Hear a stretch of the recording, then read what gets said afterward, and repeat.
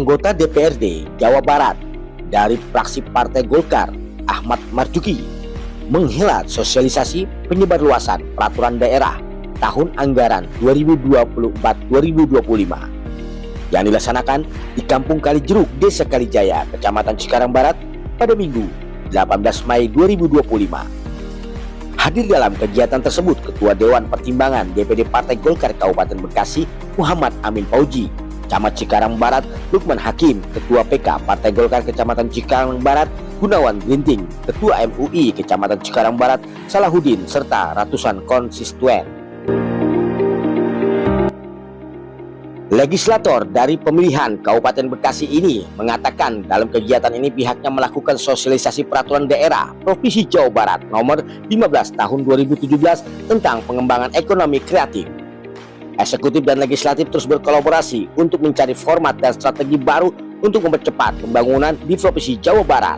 Salah satunya dengan pembuatan perda seperti Perda Fasilitas Pondok Pesantren, Perlindungan Anak, Desa Wisata, dan Pengembangan Ekonomi Kreatif.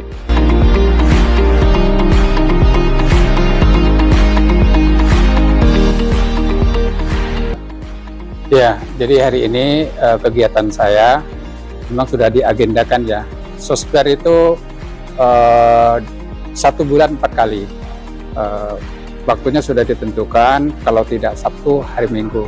Karena apa? Ngambil Sabtu Minggu, karena kalau hari-hari kerja, kegiatan lagi sedang padatnya saja di DPRD Provinsi Jawa Barat. Sehingga dipilihlah dan ditetapkan kalau tidak Sabtu, hari Minggu. Mungkin Pak Haji, pentingnya kegiatan sosialisasi Perda Provinsi Jawa Barat kepada masyarakat di wilayah Kabupaten Bekasi ini apa? Ya, tentunya sangat penting ya. Kenapa harus disosialisasikan? Kan percuma adanya perda kalau tidak disosialisasikan. Dan ternyata setelah saya sosialisasikan kan masih banyak juga yang belum paham. Oh, ternyata ada perda ini, perda ini. Perdanya banyak sekali yang sudah terbit ya. Karena pemerintah Provinsi Jawa Barat itu ingin masuk menjadi pendampingan hukum di setiap aspek kehidupan masyarakat. Makanya dibuatlah perda itu. Ya, ada perda tentang penyelenggaraan pondok pesantren, ada perda perlindungan anak, macam-macam perdanya. Dan hari ini memang jadwalnya perda sosialisasi untuk pengembangan ekonomi kreatif. Modalnya sendiri? Perda itu tidak fokus terhadap permodalan ya. Ini lebih kepada pembinaan, lebih kepada pendampingan. Kalau ekonomi kreatif ini yang menjadi alasan klasik ada 3 hal. Yang pertama, keluhan-keluhan dari UMKM itu adalah yang pertama perizinan, kemudian pemasaran dan permodalan. Dan alhamdulillah pemerintah daerah, baik melalui pemerintah daerah Kabupaten Bekasi maupun di tingkat kementerian itu ketiga-tiganya sudah diminimalisir seini mungkin, terutama di dalam perizinan. Perizinan sekarang sudah sangat mudah sekali melalui SOS itu kan. Kemudian promosi juga dibantu sekarang karena memang menjadi kendala klasik setelah kita menciptakan produk tetapi tidak lantas laku ya. Bagaimana laku? Tapi yang lebih penting menurut saya bagaimana masyarakat itu mencintai produknya sendiri. Untuk wilayah Kabupaten Bekasi sendiri, potensi untuk pengembangan ekonomi kreatif apa? Nah, kalau saya melihat Kabupaten Bekasi ini potensinya jauh lebih besar dari daerah-daerah lain. Karena apa? Di sini infrastrukturnya sangat menunjang. Ada tol, ada RLI, ada LRT. Kemudian anak-anak mudanya sudah sangat familiar terhadap media sosial. Dan itu kan menjadi modal utama untuk bagaimana kita bisa mengembangkan ekonomi kreatif. Ya, harapan ke depan perda ini bisa bersinergi dengan program-program pemerintah daerah. Karena kalau tidak bersinergi ya kita juga agak sulit ya.